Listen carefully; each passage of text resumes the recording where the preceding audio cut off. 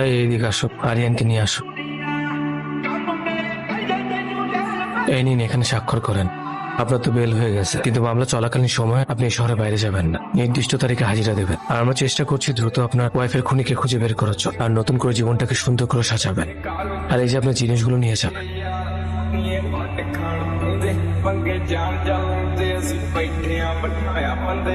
তুমি চলে যাওয়ার পর আর বাড়ি ভাড়া দিতে পারিনি। খুনের কথা শুনলে লোকে ভয় পায়। তুমি যেহেতু আবার থাকতে চাচ্ছ, থাকো তাহলে। এনো চলো।